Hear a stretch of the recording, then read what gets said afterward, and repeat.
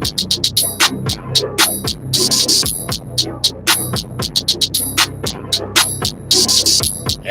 now, three-time sports editor, former online and managing editor, and host of Talk That Talk, award-winning journalist Terrell Chatterbox Emerson.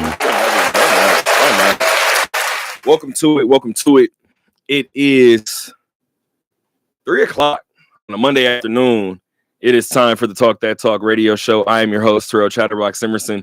It's been, I believe, 2 weeks since we've been able to get with you guys on this on a Monday, rather. So, round of applause for yourselves for kicking it with us on this Monday.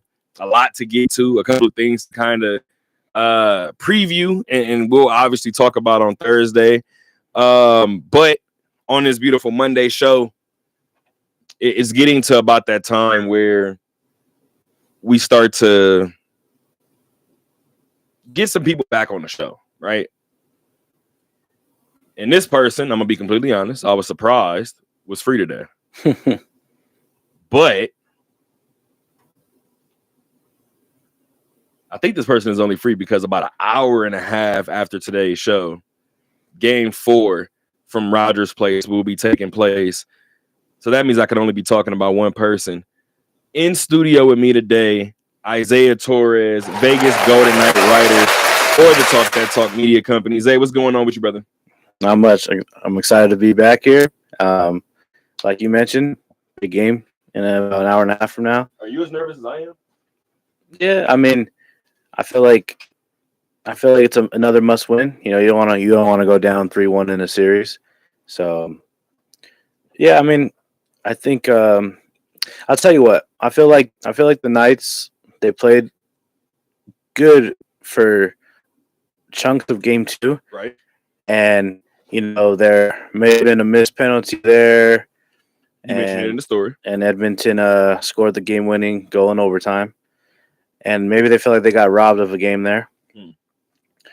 So, you know, game 3, they go on the road. And then they literally scored at the last second to well, what I wrote was that them scoring in the last second of game 3 felt like it gave them life in this series, but more importantly, life in the season still. I mean, because you don't want to go down 3-0. Yeah. So, yeah, I felt like maybe they could carry this momentum from the game 3 win over to game 4 today. So, yeah, I mean, maybe I'm not so – I mean, obviously I guess nervous in the sense where, like, obviously you don't want to lose and be down 3-1, but I think they got some momentum on their side. Yeah, no, you know what? That's the weird thing. I think they do have momentum. How much momentum is the interesting part. I think that's what we'll be able to break down in a brief moment. But again, guys, on this beautiful Monday, we appreciate you guys for tuning in with us. But we'll get to my mom's tip in. I want to give you guys a couple of just precursors really quick as we get ready to start the show. Today is episode 29 of season 7 of the Talk That Talk radio show, episode 355 in totality. And of course, this show is being shot from the studio here at the Harry Reid Research Park here on Sunset, here in Las Vegas, Nevada. Again, I just mentioned our YouTube a second ago. If you would like to watch our live shows, Mondays 3 to 5, and then on then on Thursdays, maybe I should just do a show on Tuesday because I didn't say it Tuesday about 3 weeks in a row now. So at this point, maybe I should just do that. You know what I mean? And we'll see what happens. But let's go ahead and get to it. Our YouTube, in case you guys wanted to check us out again on Monday 3 to 5, and then I said it again, and then on Thursdays 10 to midnight, you guys can catch us on our YouTube Talk That Talk radio show. It's pretty much the same across every platform. It's the same on Apple, Spotify, what am I missing? Facebook, Instagram. The one thing that's different is our Twitter. Our Twitter is at Talk That Talk LV. Once again, our Twitter is at Talk That Talk LV. Let's see what my mom has for our tip. And she got a couple of them, actually. She's been on fire recently. Okay.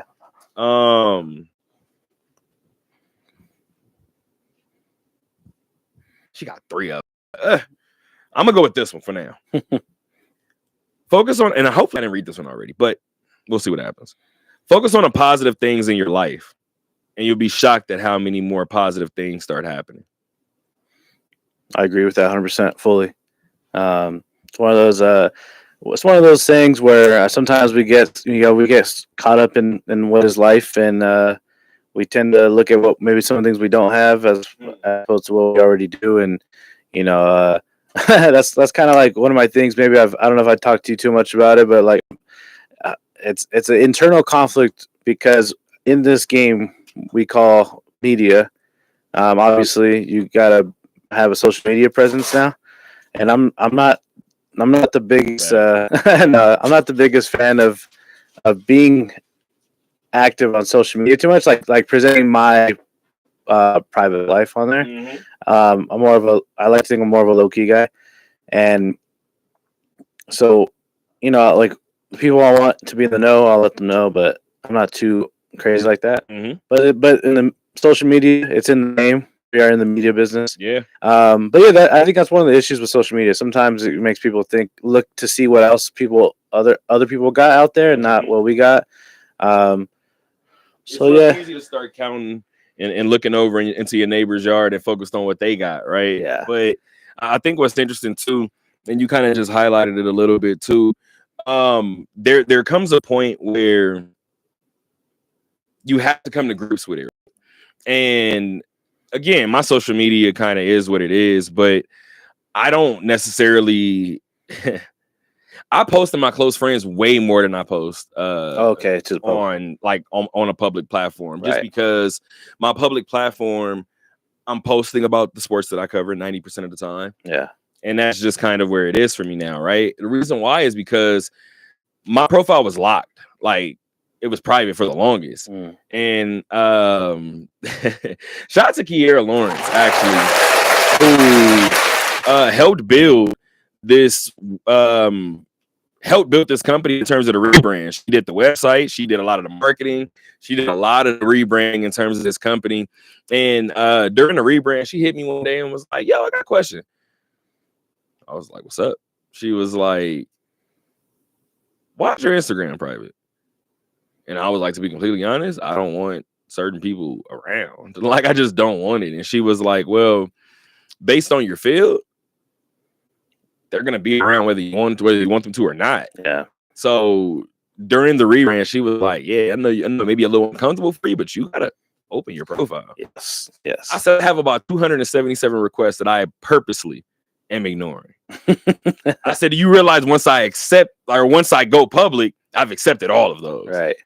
She was like, well, let me know when you do it. I feel like, it's similar situation, but it's, I guess, contradicting in a way. I never actually kept my profile private. Okay. Because I guess maybe because, like, when we create social media, I feel like maybe we were in high school. Yeah. High school me was different than what I am now. And, like, I was more like, let's see what everyone's up to. Let's post, blah, blah, blah, all that stuff. Older, I'm not like, oh, I need to show people what I'm up to. Like I said, if I feel like it's, I try to be in the moment now, actually.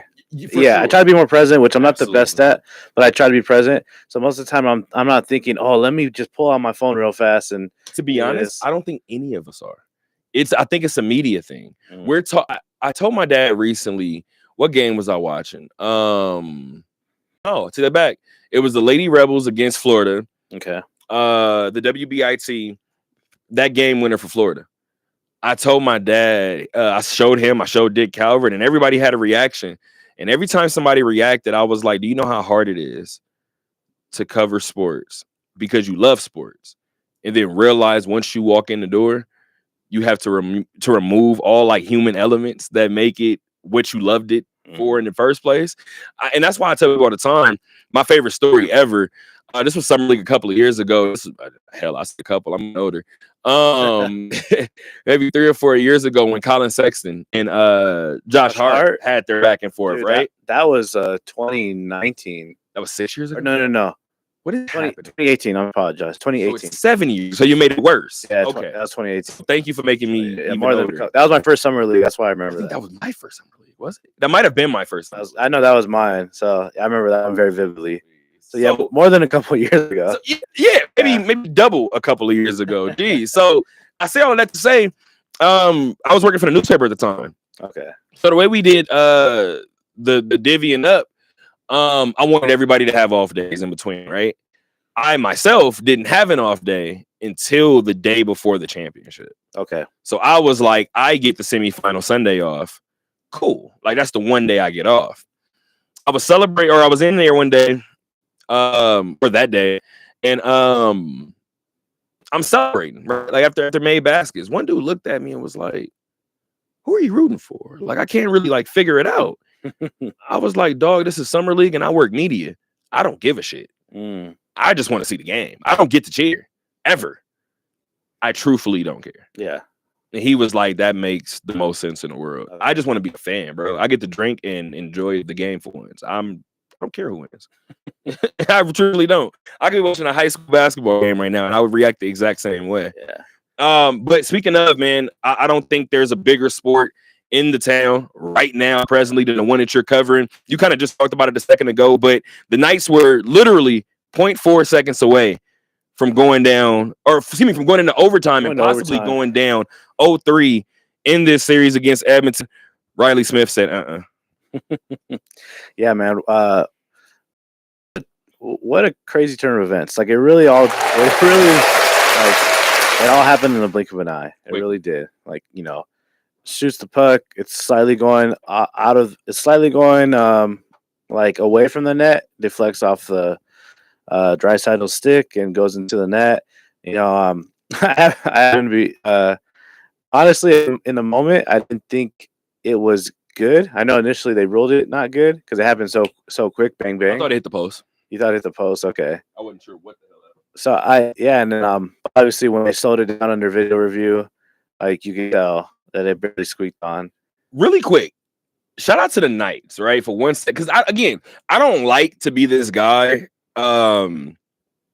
Sometimes I feel like in this field, reporters, commentators, analysts, whatever, they overstep sometimes and they be like, well, you should have done this. You don't really know what I should have done because you don't do it. You don't do it, yeah. Now, and that's with all due respect to us and what we do. However, I was at a UNLV baseball game and UNLV nearly had a combined no-hitter.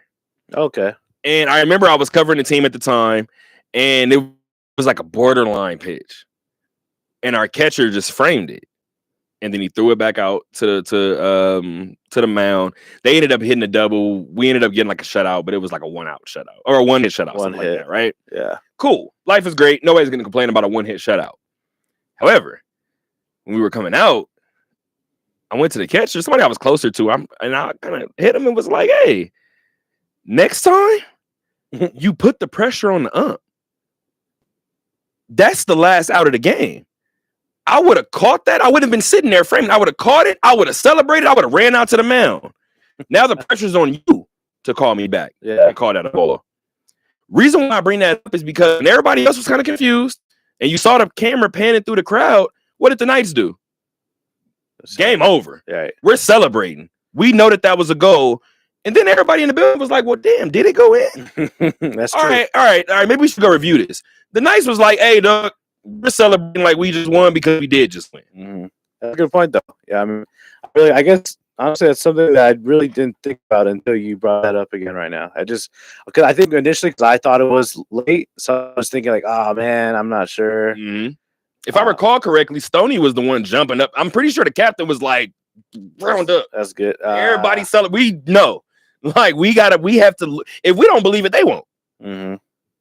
And the funny thing is, I even asked the catcher that night, I was like, was it close? And he was like, nah, I thought it was a strike. Hell yeah, dog. I'm charging the mound. You're going to have to stop this celebration. Like at this point, I didn't do sunflower seeds on the field, everything. Like you're going to have to stop everything. Now it's going to get real uncomfortable. But better than that, speaking of uncomfortable, this team came into the series or came into this game down 0-2, and then they end up on the scoreboard down 0-2. Right. At that point, I even said it on Thursday coming into this game 3. I wasn't worried. 2-0 leads in hockey that's not the end of the world, right? I'm not gonna lie. When they went down 2-0 in game 3, that's when you started to. All right, what's going on? Makes sense. I mean, yeah, they had to come back twice in that game, down 0-2, and then they scored 3 straight goals, and then oh no, I'm sorry, they only came back once. 2-1. No, that's right. Yeah, it was down 2-0 and down 2-1. Okay, and then they took the lead for a little bit, and Edmonton had to tie it. So yeah, I mean, I'll tell you what, they have heart. They're resilient, and obviously they wouldn't have made it this far if that wasn't the case. So, yeah, I mean, big game for. You see if they could steal the home ice right back. Yeah, man. I mean, whole new series if they do, it'll become a best of 3. So I know it doesn't feel like it right now, and I feel like I'm in an awkward spot every time I mention Adin Hill because same thing with Robin Leonard. I feel like we can see when the things that are being said start to wear on a person. But at the same time, too, we have a job to do. So I feel like I'm in an awkward spot because I feel like people look at me and they'll be like, oh, you're hard on Adin. And then there are some times where they be like, the people that you're talking about need to be nicer to Adin is you. Like, you should be nicer to Adin. So again, at the end of the day, you have to call a spade in this field, right? And Adin only had 17 saves in this game, but he did have a save percentage of 0.850. Bigger than that, this is what I wanted to point to. And you've done a great job of mentioning it in your stories. Adin is 5-3 in this postseason run. He opened the run 0-2. So I know it doesn't feel like it, but this might be the Adin that we get the rest of this route, whether it's to a Stanley Cup championship, however long this ride lasts. right. We may not get that Adin Hill that was almost invincible during that cup run. We may have to deal with the Adin Hill that if he sees more than 25 shots in a game, the game may be kind of coming off the rails.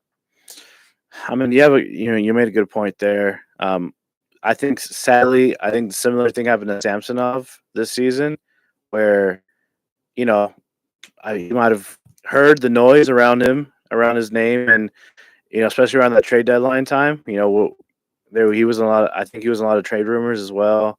His play wasn't doing so good, and ever since like the back half of the season, after the trade deadline, after they kept him. He, I don't know. I think he got hurt for a little bit too, so that didn't help. And then they brought in Schmid from Henderson, and he even played instead of Samsonov a few times. Yeah. So, but yeah, I mean that's why in this postseason, like Hill's played every game so far. I mean, maybe that's the norm, but I know sometimes you want to get your goalie maybe like an off day or so. But yeah, I mean Hill's been on the ice every single game in this postseason, and yeah, I mean, honestly, he's gotten you this far, and I think people are obviously he's the most confident goalie on the roster for the fans. So, he's gonna have some rocky play at times. Wait a minute, can you repeat that one more time for me? I think he's the most confident goalie on the roster. As far as, and I think he's the one that the fans have the most confidence too. Oh, because they've seen him do it, yeah, for sure. But also between him and the other two. How do I figure this out? So I think there was a certain portion of this fan base that didn't care for Robin Leonard. Just didn't like him, okay. Right? Adin is not that. You don't get that from him, right? Even when Thompson, would have a bad game, even when any of these other goalies that you just mentioned would have a bad game, I don't feel like it's overblown the way Adin's is, right? And I think because one of his bad games can trickle into 2 bad games, can trickle into 3 in his last 4, things like that. Right. I think the whispers only become louder. And I think that's why when you said what you said about confidence, I was like, in terms of his confidence, I think that wavers. No, I think I worded that wrong. What I meant to say was that out of the 3 goals on the roster, the fans have the most confidence in him. That's what I meant to say. But also, though, I mean, I don't know the guys. Like, I don't know what's going on in their minds, but he might be the most confident still out of the 3 on the roster. I mean, if you're gonna ask me, and I've brought a cup here, I'm pretty confident in what I'm able to do, right? Yeah.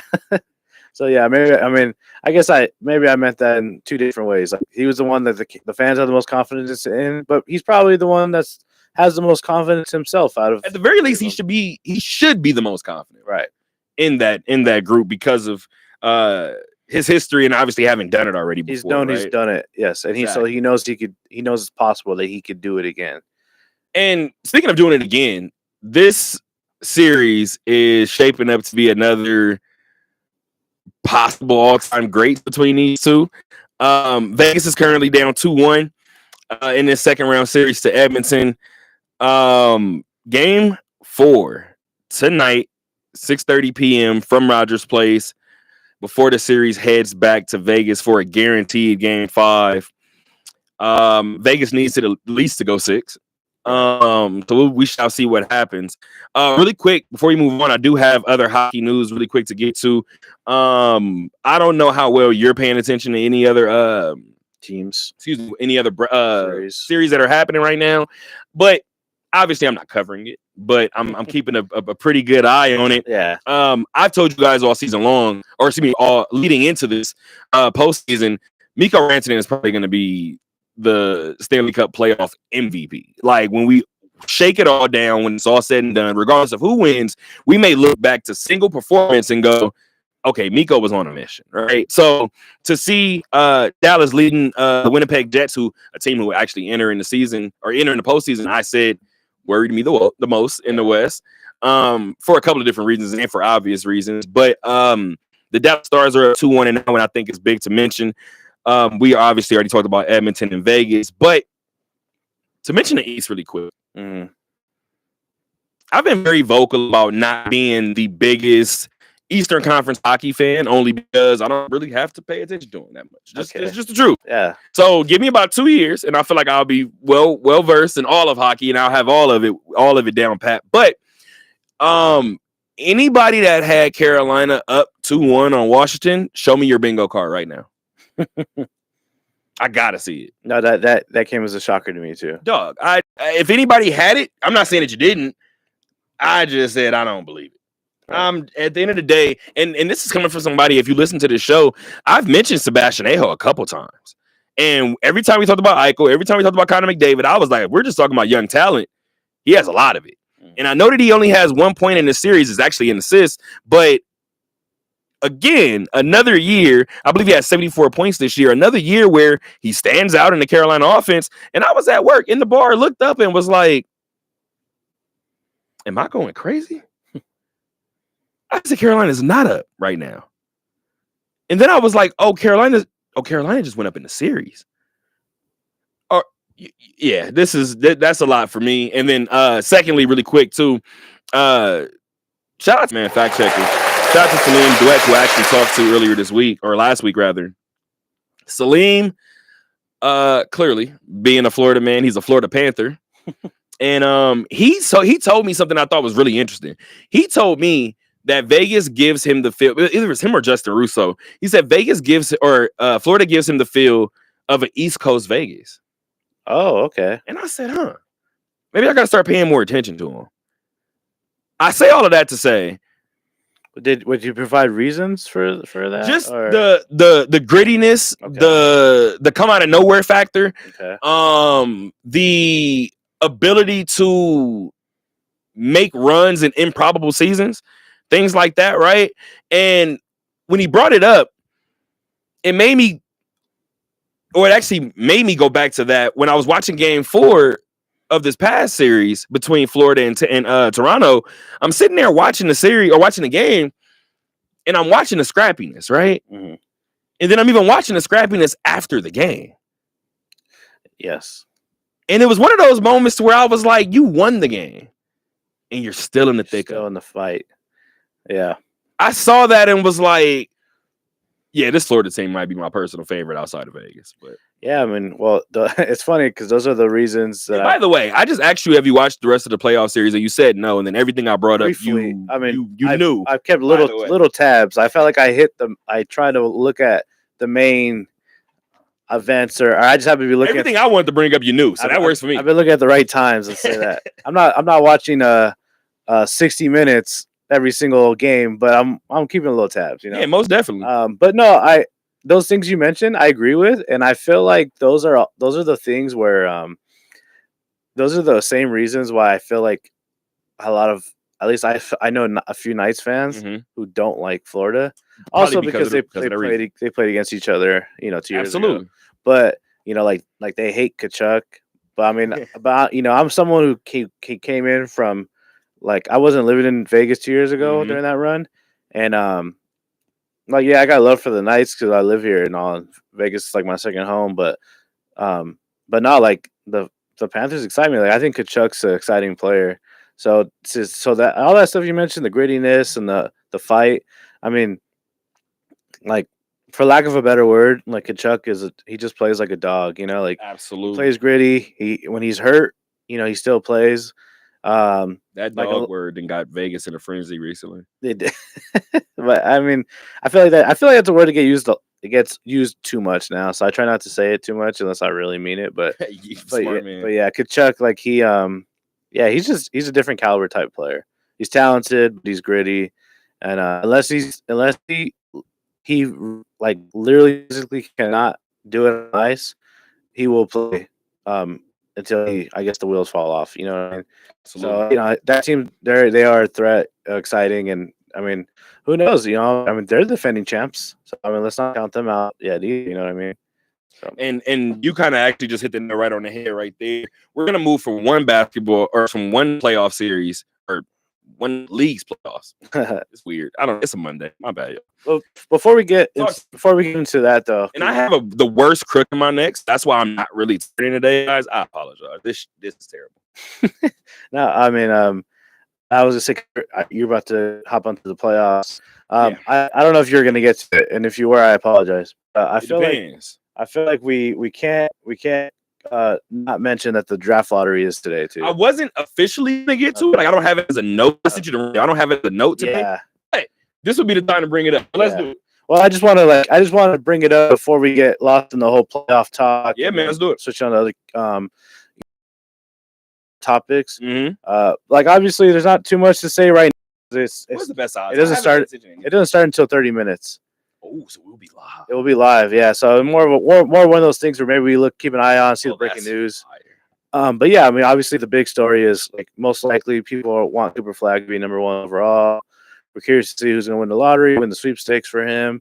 But I'm intrigued by this draft. It's definitely a better draft class than I think last year's was. And no offense to those guys, but, like, basketball is in a weird place. It is, and because like 2 years, like last year's draft. The top 2 picks were both, like, guys who weren't even in college ball. They were both international players. So this year, you're looking at Cooper Flagg. My personal favorite was Dylan Harper. Dylan Harper. I keep wanting to say Ron Harper, but Dylan Harper. Sometimes I get his name confused with Ace. Sometimes I get his name confused with Ace Bailey. I combine them together. Rutgers. So yeah, but no, Dylan Harper, my personal favorite, I think, coming into this draft class. Really? Yeah, just because I like his game a lot. I like any pick aside from Cooper because mine is Cooper, and I feel like it's just the easiest. The easy answer. It's the easy answer for sure. Right. Yeah, I mean, obviously, like, he's the most intriguing pick. He was all season long. Everyone knew that. But yeah, I like Dylan Harper a lot just because I like his game. I feel like he. Okay, so here's the crazy thing. Ron Harper, we know, multiple time champion with the Bulls and also with the Lakers. And so this is his second son, I believe. Yep. Ron Harper Jr. is already in the league. Ron Harper Jr. is in the league, but it's crazy because he went so under the radar. 100%. Really good player. One of my favorite players to watch in college when he was in college. Big body, could shoot the ball. Yeah, if I had to take a guess, maybe his height was the only reason why he didn't get too much attention or whatnot. Ooh. Well, even then, even since he came out of college, like, we've seen him play, obviously, in the league. We've seen him play in the league. We've seen him play in the league. But it's been sparsely. Absolutely. I feel like he needs more opportunity. I would love for him to get more opportunity because, like I'm telling you, he was exciting to watch. Like, he was on a Rutgers team that wasn't really on paper supposed to be good. And he made him. He got him to at least a tournament, at least once, maybe twice. Had some amazing buzzer beaters to beat some number 1 overall teams or upset a few teams. Talented player. They won some conference games they shouldn't have won. Yes, talented player, but he went under the radar. Maybe because it was his height. I'm not too sure. Now his little brother Dylan Harper, he comes in, one of the best high school prospects last year. Decides to also go to Rutgers. I wish that team would have been good this year with him and Ace Bailey, but they just couldn't really pan out. So I didn't plan to do this. Since we're doing it, we're gonna do it. My bad. No, you're here now. I'm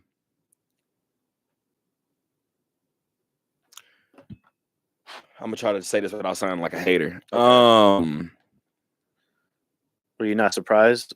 Is that very much so? Okay, very much so. I wasn't surprised. The unfortunate part is, excuse me, you watch the first 7 games or so, and you could tell, okay,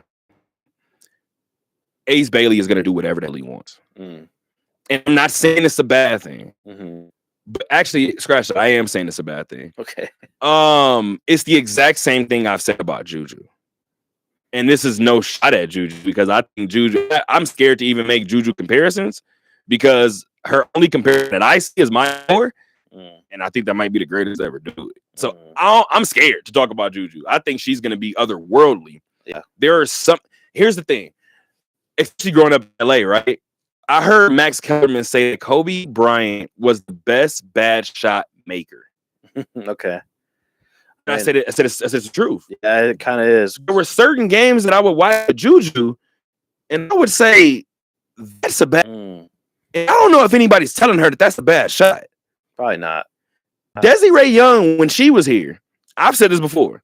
Desi had certain recklessness to her that was necessary. Desi would have at least one time a game where she would get the ball off the rim and she would just barrel down to the other side. Or a moment where she's jab stepping and she pulls a 3. Desi, what are you doing? It happened maybe twice every game. There were times that I would watch Ace Bailey play, and I would say, you've taken 12 shots in this first half. 3 of them were good ones. Yeah. Well, I mean, and my only point of bringing that up, college is taught to teach you the game. Right, yeah. What's the point of letting Ace Bailey go to your program and get every shot up? Because not to sound like that, that's what his rookie season is going to be for. You have a good point. There. That's why I would have a discussion with a few people. Who do I think is better of the 3 prospects or those 2 guys on Rutgers? Do I think it's Harper? Do I think it's Bailey? Bailey has the size because he's the bigger guy, he's the big man, and he would show sparks of what his potential could be. But I just liked how I think all around Harper, he sometimes did what was for the team. He was. I felt like he was, even though he's a freshman, he tried his best to be the leader of that team. Yeah.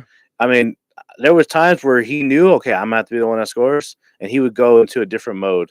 And it'd be crazy to see what 18-year-old could just do like that. Just go into a mode, score 6 straight points in a row, and then you would know, okay, this time I'm gonna drive and I'm gonna kick to my guy for the 3. So they showed, as a team, they had minor moments. Obviously, record-wise, wasn't great, but I think those 2 guys showed flashes. But what I'm trying to say is my favorite was Harper from this season. I have a hot take. Yeah. And first of all, the funny thing is, I feel this hot take. I had a hot take in Scoot and Wemby and Brandon Miller's draft. Okay. That I was trying to make the hot take, right? Okay. But damn, you just said a name I haven't heard in a long time. Which one? Brandon Miller or Scoot Anderson? Scoot Anderson. Watch y'all mouths out there. The funny thing? Where is he at? Sorry, I don't. In Portland. Is he okay? Scoot had a better second year than he had a rookie year. I know he did. I just haven't heard much from him.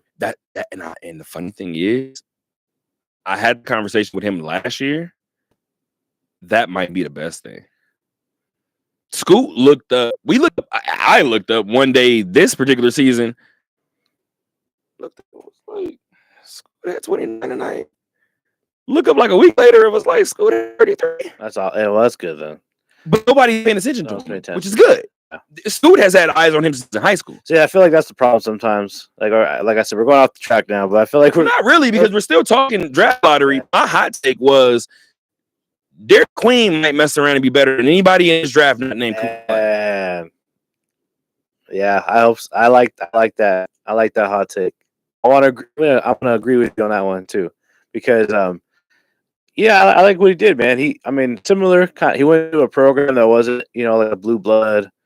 And he went in there and he mixed it up, man. He had a March Madness moment, and he's just talented, man. Like He's incredibly talented. He's big body, but his feet work nimble.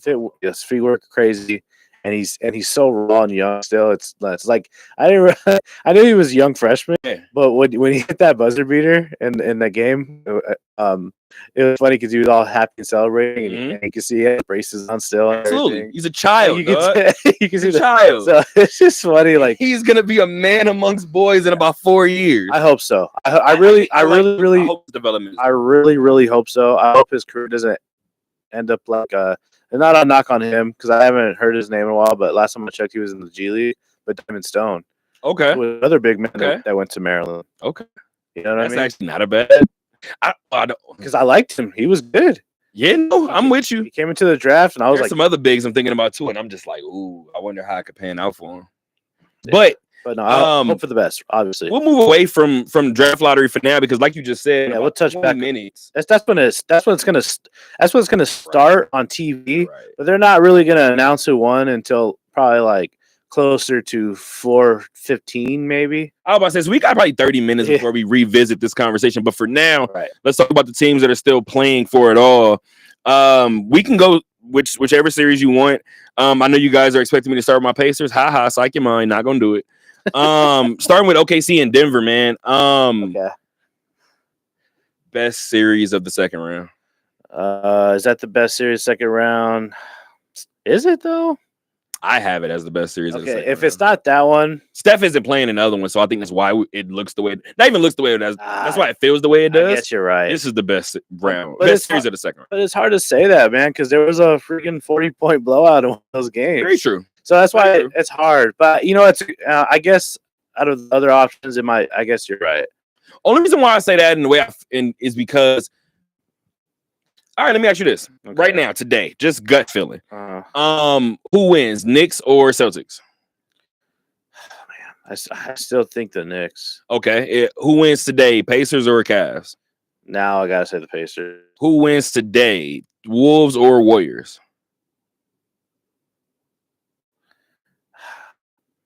Right, that one honestly, for me, that's still kind of the. And I say that. Interesting. I say that because I feel like. When his back's against the wall, which it very could well be after tonight, Jimmy Butler could flip a switch. And we've seen him do it. So, I'll take that answer. I'm fine with it. But then who wins OKC in Denver? That one I don't know. So those are the two I'm not sure about. So the reason why I wanted to ask you that, and I wanted to ask you live on air, is because I wanted to see which one you took the most time on. That's the reason why I think OKC and Denver is the best series, because we're 4 games in, we still don't know, and we're all leaning one way in every other series. I still haven't seen somebody that can say which way they're leaning in this one. Maybe most people will agree with you, but I hesitate to lean a certain way on the Golden State. That Timberwolves Golden State one series. I think most people feel like if I know Steph plays, Golden State wins. If he doesn't, they don't have a shot.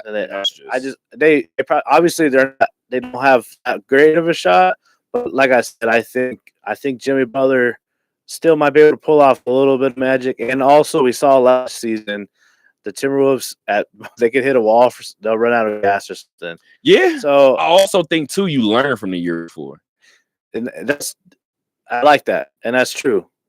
But it's a matter of honestly, that's I can say the same thing about OKC too. Absolutely. So that's 100%. It's a 100%. That's why we love the playoffs, right? Absolutely. And I think where I'm at with this one, I said early this year, and I said it pretty much through into the All-Star break, and I would love to hear. And I've had the conversation, or not the conversation, but I've had conversations with Anthony Adams before, and I know that he would give me the answer. I watched half of Minnesota season, and I came in here and I said, I don't know if I'm looking at a good team. I just don't know. Yeah, me neither. And last week of the season kind of happened, and I was like, I mean, if Julius Randle can still be Julius Randle, and can get the when he needs to at the top, and he can get to the elbow, and he can do all these different things, cool. Then maybe you guys can have little moments where I think the Knicks do it pretty well, where the first quarter may be Cat. okay, now we need some perimeter shooting in the middle quarters at Jalen Brunson. We know we're going to in the fourth quarter. Right. It may have to be kind of divvied up like that. I've watched this team, and I don't know the last time I've seen it happen. I've watched this team appear to gel and get closer and get better in the postseason. Okay. And that doesn't typically happen. So now the only thing that I have in my heart that I'm rooting for, I feel like I've seen that with Miami, the Jimmy Butler Miami teams. you might be right. Yeah. You might be right. That part is, you know what? I'll have to see exactly if they were where they were seated one of those years. I think they were a 6 seed one of those years. And I'm actually not mad at that comparison because you're probably right. But the only thing I can hope for now, just in terms of being a basketball fan, especially being a basketball fan of a small market team, Okay.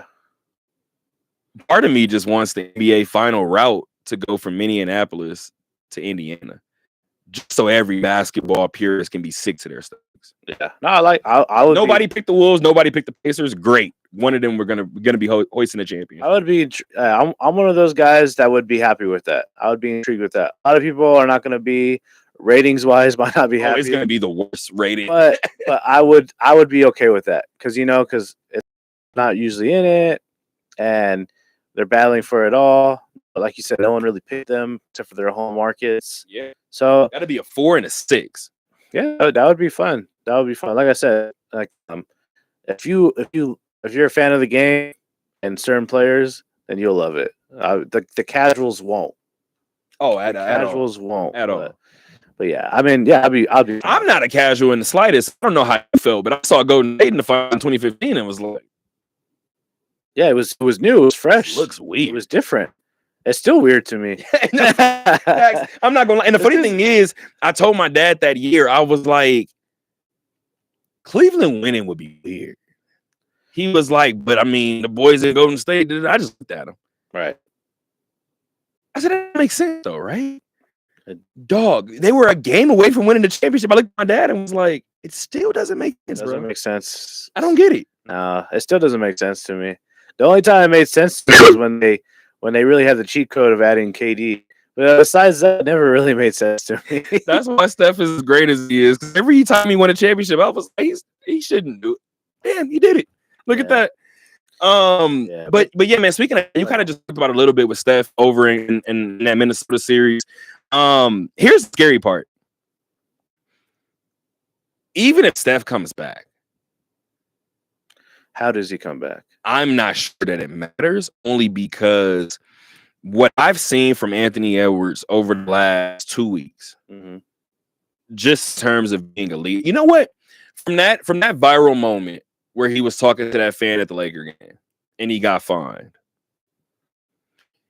Anthony Edwards, and I said it before, Anthony Edwards has to find a fine line between still being himself but cleaning it up for sponsors. Perfect example is the OD podcast. Shout out to everybody over at the OD. The OD during my college years, insane. Okay. We deleted a whole episode. Just got rid of it. Episode 6 does not exist. Oh no. It just doesn't exist. It doesn't matter. It just doesn't exist. So I saw that to say, when you have certain conversations with companies and entities and organizations and you have these associations, there's a way to still be yourself. And there's a way for that to kind of be carried through and kind of ushered in. So that press conference after that game, and after the game where he got fined. So that was a game and a half or a game later. After that particular game, Anthony Edwards still cursed in his post game. He still was talking to people off the podium during his post game. And the post game still felt like a post game that was different from any other one that he did. He still was being himself. But at no point did me as a consumer, at no point did I think from a mindset of a sponsor and like, I wouldn't want my client saying that. I think is it just like he's just getting it. Just what He's T3. Like it's the little things he's avoiding not to say. Is that what you're saying? You don't have to take every moment. Yeah. That's just what it is. Yeah. You know what? You know what it is? We all know that person in class that can't get over, or a person at work that can't get over that's what she said jokes. You don't gotta take all of them. Yeah. Like pause game. We play pause. You don't gotta take every single one. There are sometimes during post game presses where Kevin Kruger be talking and I'll be like, that sounds nuts, bro. You should probably pause that. But, dog, like, and then there are times during Summer League where you're interviewing somebody like Jordan Poole and he'll say something and he'll look at you and I'll be like, oh, that was a little nuts. But you don't got to take every opportunity. And I think that's what Anthony Edwards is learning, right? Anthony Edwards is learning I can be myself, but I can be myself more so I'm walking through the streets of LA after I just gave you guys a gentleman's sweep. Yeah. Now I could be myself a little bit more then as opposed to that post-game presser. Once I seen that, I said, oh, let that young man learn how to lead. Because now Minnesota will be a perennial championship contender. Oh, yeah. I mean, it's going to take time. Like, I think we all – I mean, like you said, man, he's still young. He's still so young. Still got to learn a lot. Like, I saw it when that Netflix show came out. Yep. So all that stuff happened last season, and I wasn't fully surprised, but I was still kind of shocked by how immature he still was. Like he was like his family was doing everything for him. Like I'm not gonna lie to you, brother. 22 years old, and I make how much? And the funny thing is, we talk a lot about arrested development. We never talk about it with athletes. Why? And the funny thing is, somebody asked me this when I was at USA Basketball one day. And I had told them a story about KD. And they was like, oh, man, like KD, like, what was he like? What was he like? And they was like, well, what was Anthony Edwards like? What was... Dog, picture your most popular jock in high school. And then picture that same person being just as big in college. And then professionally. I cover jocks, bro. Yeah. So exactly what you see is what it is. Yeah, right. So one thing we don't talk about, we could talk about Anthony Edwards making all the bad decisions in the world, John making all the bad decisions in the world. There's an arrested development there. No, and these guys got to fight through it. I hear what you're saying. I was saying more from a standpoint of like he has a lot of growing up to do. Yeah. Like in a way where even the little things, like all you did was just sit in video games all day. Absolutely. Like he doesn't even pack his own bags. Like he's like, my uncle packs for me. My uncle packs all my stuff for me. Like I told you my response.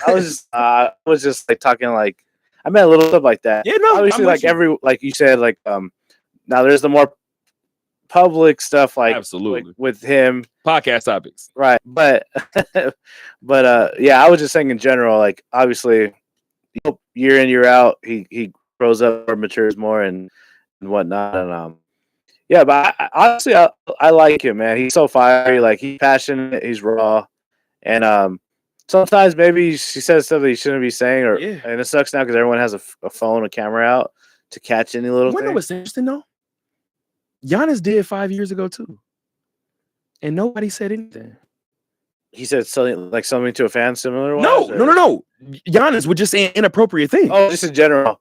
Giannis do the "that's what she said" jokes. Yes, he does. He does that all the time. He does it. You're at NBA Paris. Can you not do that? Yeah, I know. He would do that. Giannis don't care. No, he doesn't. But if you notice over the last 3 years, Giannis still has those moments, but he picks his spot. Yes. That's it. That's why when you say what you said about Anthony Edwards, that's why I said y'all don't like my answer in most cases. Yeah, respectfully, pack my bag, bro. Respectfully. I'm not saying that you're less than. I'm not saying none of that. No. But my uncle usually probably doesn't have an issue with packing my bag because if I pack my bag, damn, I forgot my slides. Now, guess who got to get my slides when we get to the new city? My uncle. My uncle probably would rather just pack my damn slides. Makes sense. And then on top of that, my uncle just packed my slides and I gave him, or packed my bag and I gave him $1,500 for it. You want to know who had a problem packing that bag? The uncle. I'm going to go ahead and finish this game of Call of Duty real quick. And that's just me keeping the beam, bro. Oh, you're right. If you give me Anthony Edwards shoe endorsement now, things are different, brother. The company is walking around in the D's and they like, well, what are you guys wearing? everything is different. So respectfully speaking, like he said, that uncle is the one that is, I don't want to say his bodyguard, but he's his overseer. You see everything. Right. You travel with me. Yeah, my uncle packs my bag. That's actually not the craziest. No, yeah, I heard some crazy ones, but no, as far as the maturity part, yeah, that does kind of kick into it, because when you have a family and you have, well, it does have a family, right? So from that perspective, it can be viewed away for sure. So I'm definitely not mad at that. Right. No, he's exciting, man. He's exciting to play. He turns it up in the playoffs. I love what he did last season. He took it to KD and the Suns. He broke that. He took it to he really did. He took it to the crowd in Phoenix. He took it to the fans. He did the same thing to Lakers. Took it to a Laker fan. I'm a Lakers fan. Yeah. He everyone was, as a Laker fan, I'm gonna say I didn't expect us to be good this year. Like, I didn't expect us to be contenders. Even after the Luka trade, I knew we still missed some pieces. Mm-hmm. So I thought people were talking crazy when they were like, "Oh man, we got Bron and Luka. We're contenders." I'm like, no, we're not. Completely random. Sorry to cut you off, but I do have a name for you. Have you heard? This is what I mean too. Laker fans piss me off because it'll be an offseason. They're like, oh, Giannis is coming in. Bam Adebayo is coming in. So some guy told me that yesterday. Who? By Giannis? Random guy. He just said, might be Giannis. I was wearing my Lakers hat. No, some random guy was telling me I was wearing my hat, and he goes, "Hey man, we're getting Giannis, dude." The funny thing is the Lakers might get Giannis. I mean, if we do, that's cool. Here's my whole point. You hear Giannis at Westgate. Shout out to Duna. At Westgate, Duna used to bring up Damian Lillard, and I used to tell him, with all due respect, at this time, you got Kyle Kuzma. That's it. You're not trading Bron, so you got Kyle Kuzma. What are you and Anthony Davis? What are you gonna do? So from that perspective, the Lakers usually shoot super high, and everybody was super upset when the Mark Williams trade didn't go through because they realized what he could have been. I mentioned Yusuf Nurkic. Mm-hmm. I mentioned Jonas Valanciunas, a name that just scrolled across my phone today, and I was like, was Mitchell Robinson. Oh, okay. Yeah. And I said, this is what's wrong with Laker fans. They're looking at the Giannis's, they're looking at the Dames, they're looking at the guys that you're not going to get, and you miss everybody else under you. Mm-hmm. I saw Mitchell Robinson and was like, if I'm Rob Pelinka, the moment that the Knicks are out of there, call him up. What's up with Mitch? How many games did he play for you guys this year? 31? I'll take him. Yeah. I mean, yeah, I agree with that. I agree with 100%. You know, I could speak on this forever. So I'm 5 minutes into the draft lottery starts, so we'll start baseball talk once. Okay. Well, I don't want to delve too much because now we're starting to talk about teams who are not in the playoffs. So let's not do that. So let's not do that. Let's go back to the Knicks then. We were talking about the Knicks a second ago. The Knicks Yes. up on the Boston Celtics 2-1. Big game for tonight. I keep holding my breath because I want to make Pacers Eastern Conference Finals again. I want it to. Or I just want it. So in this I'll tell you, stage, I just want anyone to win except for Boston. So I'm literally okay with everyone else winning with the title this year, except for Boston. Laker fan. Yes, except for Boston. So I would love to have a Knick versus a Pacer Eastern Conference Finals. I love that somehow, some way, the Knicks stole games in Boston. But man, I really thought the Garden was going to be awesome. It was going to be rocking, and they just got blown out in Game 3. So now I don't know. Sometimes and I've never been to a game in Madison Square Garden, but me neither. I'll ask my New York fans, and maybe somebody can give me the word. But I've heard from my musician friends that New York crowds too cool sometimes. I've heard about LA crowds too, but I heard like New York crowds are too cool sometimes. I wonder how much of that could have been what trickled into Game 3. I need you guys to be as rabid as you would be if we were down 0-2. Just because we're up 2-0, let them hear it on the way in the building. You think it was more of a cool, maybe all the celebrities are in the house. I'm just saying a dub is almost a guaranteed series win. Yeah. So maybe some people were in there not necessarily too honed in on cheering for their home. Well, let's hope they show up today, right? because I want it, man. I want all the energy. I want the rowdiness. I want the side talk, At guys. this point, I want both of those teams I want the hell out of I want each the other. bing bong. I want it all, man. I want them to beat Boston. I want them to take them out, dude. I really do. If Knicks and Pacers make the Eastern Conference Finals, I should probably add the big bong drop. Yeah, I think I should do it. should. I think I should 100% do it. I have another Laker fan in the chat over here talking about the Celtics can go to hell. That's hilarious. Well, the other series that we didn't mention was the Pacers and Cleveland. I've said this a couple of times, guys. Indiana has a habit of falling somewhere between 3, sometimes 4, and like 10 in the conference, right? And I usually say best case scenario for my group is the Eastern Conference Finals. Okay. Because of that, whenever I'll give you guys know how it is. I'll give you guys honest projections about the Angels. I'll give you guys honest projections about. Did you just shake your head?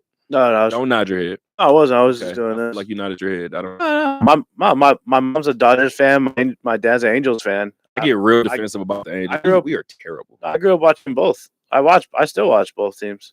There's a reason why you root for one. No, I root for the Angels. They just irritate me watching. They really do. Like It's the worst thing in the world.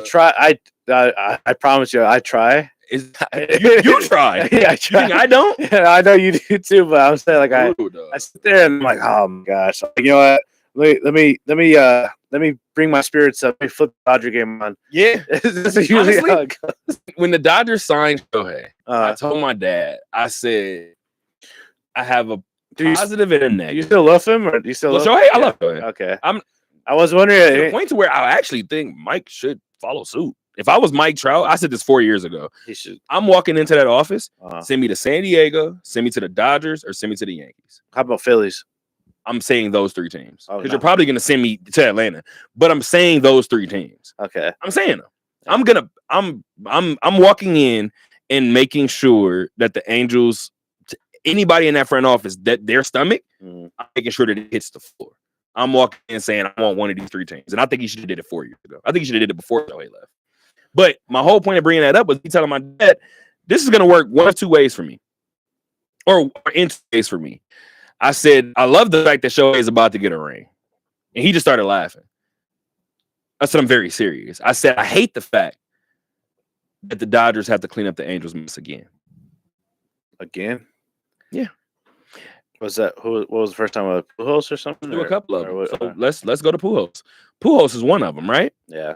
Pujols is one of Kinda. them where we had there is no kinda. Okay. This one burns Because me. it was so short. It was This like one burns me rented him for bad, half the season. Yeah. but it's not that. Okay. We traded for Albert Pujols, or we actually signed Albert No, it Pujols. wasn't a trade. It was a signing, right? Midnight signing. Yeah. We signed Albert Pujols when I was What in a crazy night, right? the 11th grade. That was the same night as the Chris Paul Knicks trade. The David Stern. Damn, that The was. same How night. do you know that? Because I was A Laker fan. in California. That was- actually explains a lot. California. I'm the one Laker fan that will tell you I'm glad that trade didn't go through. Because what people don't remember is that they were going to trade away Gasol and Odom. Yeah. I'm like, And that's ultimately how you lost Lamar anyway. yeah. Right. So, But anyways, sorry. no, you're good. Go. Going back to Albert Pujols' point really quick, we got that signing done 2011, 2012, one of those years. Albert Pujols was a member of the Angels until I believe our final year at Westgate, Okay. I want to say it was like 2021 or 2022. which would mean that we had Albert for almost the entire duration of his deal. Right. And then we designate Albert for assignment in the final year of a 10-year deal. Yeah. A legend, a future Hall of I Famer, know. which, mind you, the year before, we did the same exact thing to Justin Upton. Yeah.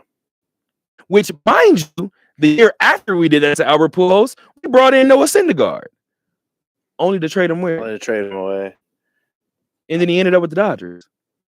Did he? Noah ended up playing the Dodgers. I forgot about that. I didn't. It was so short. That's why. I forgot. That's the point. I know. That's the sad part. I know. They're not even the Shohei thing. We know what it's going to turn into. Albert Point. They didn't go get Justin. But by the way, Justin Upton was hurt for 2 years. Designated him for assignment in the last year of his deal. Now, some people may be looking at Justin deal and be like, well, maybe that's better because he was able to make his money for the, or nobody has seen him play for 2 years now, and he had no shot of getting another one. There's a couple different ways to look at it. Right. Do you want me to break down the Skaggs situation? No. I don't think you need me to. No. This is a piss poor organization that needs to be out of the hand of Artie Moreno now. I've been saying that for years too. Yeah. And he's, I don't know, Artie, man. He needs to sell that team. Bro. Into hour 2. Into hour 2 of the Talk That Talk radio show. One more basketball note to give to you guys really quick. I knew that this story was going to be a big one because I felt it coming. And even if this name wasn't the one that was waived from the Las Vegas Aces roster today, another name would have made a headline. So it shouldn't shock too many people, but Deja Kelly, former Oregon Duck, former UNC Tar Heel, was waived from the Las Vegas Aces this morning. Hit the game winner in the team's preseason home game at A1 night. We've said this before, man. So many talented players in this league. That's tough. Just simply don't have a home to go to. This league, when it has 20 teams, 22 teams, this league is going to be in a much better spot. Right now, with 13 of them, it's hard to find. Yeah, not enough space to go around. Yeah. Yeah. I mean, it is what it is. Really say anything about that. But no, that's unfortunate, man. The sad part is I would have to sit here and be like, well, Deja's going to find her with another team. But you just Deja's going to have to wait. Yeah. Going to have to wait until the season starts to play out and things start to happen. I do think she's ultimately on a roster season. I just don't know if she's on a roster come game 1 for everybody. So we'll see how it works out. Hell, she may be back in Aces Black, depending on what's going on with the Aces. You know, the Aces have dealt with some injury issues over the past couple of seasons. I'll be perfectly fine with that if she goes back. Yeah, trust me. I think all of Vegas would. All of Vegas would. But just moving into some baseball really quick. I got Aviator news. I have athletic news. And then we can talk a little football and we'll get out of here. At some point during this hour, Isaiah or myself will let you guys know is cooking over in the NBA. I'm excited to see where these guys fall. I'm kind of with you. I do think this draft is deeper than last year's. I also think last year's was just weighted differently, and I could be completely wrong, but I do think, and I've said this before, I do think there are going to be some names in that second round, perhaps. There are going to be some names late in that first round of last year's draft that we look to maybe 3, 4, or 5 years from now and go, oh, that person was in that forgotten draft. Like, I think it could be a lot of that, but also I'm a person who watches college basketball. Maybe I could just be it could be wishful thinking. Do you have time to give me some of those names in terms of some of those players? Yeah. The sad part is not right offhand, and the sad part is most people are going to say that's the reason why. Yeah. So what? No, yeah, we could do that later. I would say I got baseball. What I want to do, I want to have this up so that way I can come back to it when we the draft lottery. I'm just gonna pull up the draft and we'll go from there. And the sad part is I might mention a lot of my Ignite guys because I'm biased, but we'll get some of that in a second as well. But going to baseball news, another week without a series loss for the Las Vegas Aviators. I'm losing track of what this is now. I'm pretty sure this is 7 series into the season without a loss. So the Aviators, as I mentioned before, they look primed for real competition this year. The past couple of years, they've hovering around 500. I believe 74 and 75 2 years ago, 75 and 74 last year. This particular season, they've started off with 26 wins in their first 39 games. They are 26-13. They're first in the PCL. They're first or PC West, and then they're first in all of the PCL. As a matter of fact, Isaiah Torres' Oklahoma City Comets are 1 game behind. They're my Oklahoma City. I mean, you're not a Dodger fan, am I wrong? It's just funny. Did I lie? No. I've been calling them the Oklahoma City Dodgers all year. I've called them the Comets like twice. I have a question. Do you know why they changed their name to the Comets, or not really? Just decided. I'm sure I could figure it out. But decided let's do it. Or? Well, remember they moved away from the Dodger branding. I think they wanted to move away from the Dodger. It's like Dodger AAA team, so you already know what it is. But they moved away from the Dodger branding, and for one season they were the Oklahoma City Ball Club, baseball club. So they were kind of going that. I think they were just slowly moving away from it anyway. I have more questions about how they landed on Comets. Okay. Does Oklahoma City have a bunch of comments? I don't know. I don't know. I went to Winchester High School where we are the Comets, so I wouldn't know. But anyway, Oklahoma City Comets are sitting at 25-14, a game behind your Aviators for the top spot in all of the PCL. It's interesting to note the Aviators just split 6 with Reno, right, on the road. Okay. They opened the year with a 2-1 series over Reno. So right now in the season series, you're up 5-4 against Reno. The past couple of years, either the series are played pretty tight or Reno gets the edge, right? Reno along with Sugarland are both sitting at 21-18.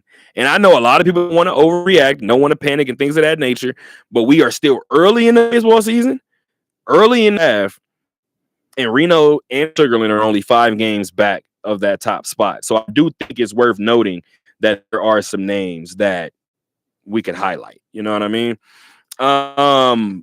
But to get back to the ballpark, I smiled a little bit when playing the intro song because I heard Dick Calvert's voice.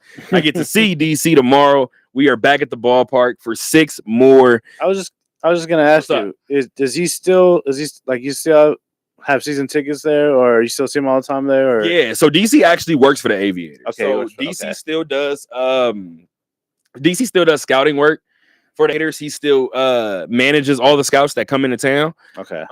So as a matter of fact, Tim Schmidt, who is a Dodger scout, when I posted those 2 championship rings from the Dodgers, the bubble ring and then last year's ring, those were Schmidt's rings. For anybody that was at home that saw my socials, those were Schmidt's rings, and that was somebody that DC actually introduced me to. Okay. So DC used to be a scout for the Dodgers. So that's wild. Yeah, man. DC actually, if I recall correctly, I want to say DC was drafted by the Dodgers. Wow. If I recall correctly, DC played catcher. I have to triple check that story with him now tomorrow because he has a lot of Dodger ties, Vince Scully included. So shout out to the legend that is DC. I get to lock back into the build with him for next to 6 games, right? 6 games, man. Tuesday through Sunday. I am usually there every day. Wednesday night. Okay. Wednesday night, I have to cover from the bar because that's the one night I close the bar guaranteed. But other than that, man, you guys should see me at the ballpark. Stop by, say hello. I'll probably be walking around. First pitch tomorrow is scheduled for 6:35 p.m. I do have athletic news to get to really quick, and then we'll talk some Vegas Nighthawks, and then got some news on a former Raider. But I have that second. Yeah, you got it up now? I do. Okay. You want to get to it now, or you want to get to it later on? Just because I saw some names, we can do it if you want to. But for instance, Jalen Wells from Memphis went in the second round. Yeah, he was a finalist for. Yeah. Okay. Pella Larson from Arizona, Miami. In playing with the Heat, I should say. Okay, we went to college there. He did. Okay. Why am I blanking? I see Bronny James' name, and the funny thing is, I'm gonna say Bronny. Nah. And you say no? Oh man, that's why do you say no? Because he averaged 4 points in college. Quentin Post is here as well. He didn't even play that much in college. Like, I agree. Let's just be honest, man. Like, I agree. He shouldn't have been drafted. Shouldn't have been in this position. He should probably still be in college right now. He should be in college right now, at least on paper. But it is what it is. I still view that one a little bit differently for a couple of different reasons. But one of the things that I actually mentioned, and ironically enough, we know Bronny is where he is, but I would have liked for Bronny to go to a place like Miami because of the way that they work with their talent. Yeah. That's my personal preference. But bigger than that, I said somebody like a Davion Mitchell. I saw what he was at Baylor. Yes. He's feisty on the defensive end. If he gives you 10 points, that's a win. I saw Bronny and said that was the NBA comp for me. And then at the trade deadline, Miami goes out and trades for Davion, who starts a couple of playoff games. Yeah, I like Davion Mitchell. I don't think Bronny being an NBA player is as crazy as everybody else makes it seem. Yeah, but Jonathan Mogbo is also in there. You're talking about two different type of. No, I agree. Yeah, I mean, I think there's going to be some time for him if he does eventually pan out. It's not. Let me ask you this really quick. But you did say 4 to 5. Say that. What's Davion Mitchell's career high in the NBA? I mean, I don't really know. Well, you could Google it if you want to. The reason why I brought it up is because I'm with you. College wise, like college career wise, it's not even close. Davion Mitchell won a national championship. Right. Bronny averaged 4 points. We understand that. However, and it wasn't, and like I said, I'm not like, it's not his fault. It's a serious stuff. So I'm just saying, like you don't knock on the guy, but like he shouldn't have been drafted in general. But here's my only point. Yeah. Even if I'm not trying to say I'm a hater, that's what I'm trying to say. People are gonna think what they think anyway. Even if you feel like he shouldn't have been drafted, because a lot of people felt that way. Mm-hmm. Which, by the way, he was drafted at 55, and I wanted to be sure about this too. The Golden State Warriors had the pick at 52. They drafted Quentin Post. Now, people can come out and say, "Oh, well, teams lie. There's no reason to come out after the draft and say this. The Warriors brass, or it was said that the Warriors brass had Bronny slid for that 52nd pick. Yeah, I'm not believing it. I'm not, me personally, because you actually told me this a few months ago. Talk to me. But I remember you bring that up, or you didn't tell me. You didn't say directly to me, but you said it. But I'm not buying that. I'm just not buying that. And the reason why I say that is because a lot of people said that Bronny could be a 3-and-D type player. I thought that would be asking a lot, but considering what he does on the defensive end, how he plays the passing lanes, eerily similar to his father, I said, let's see how far this goes, right? All right. Bronny goes out there. Bronny has several 30-point games in the G. The G League, yeah, which is great. Yeah. But he also had 2 20-point games in the league. In the league, okay. One was a complete blowout win, or a blowout victory, rather, against Milwaukee. When he played some garbage time minutes, Milwaukee was obviously, they pulled their starters in an NBA game. Right. So that's my only point of bringing it up is to say that we're going to hear some names maybe 5 or 6 years from now that participated in this draft that came in the second round more so than the first round. Jonathan Magbau, that I actually mentioned at the beginning, who was actually the first pick of the second round to Toronto, he started games with Toronto at center this year. Yeah, I'm just saying that people think this draft is ass, and we're going to go back 5-6 years from now, and we're going to say this guy came from that draft class. Yeah. I just think we're going to have more second round standouts than we are first round standouts. Jared McCain went in the second round, didn't he? No, he's in the first round. It was late first round? Yeah. I just passed. He might have been a lottery pick. Or no. I'm looking, brother, and I don't see him. Oh, 16. Pick 16. 16. Yeah. Okay. So aside from Jeremy, so just for right now, if somebody had to say who is the best rookie this season, or who appeared to be the best rookie this season, obviously Jared dealt with a serious injury. Yeah. Most people would look at this list and go, "Oh, Jared Kane."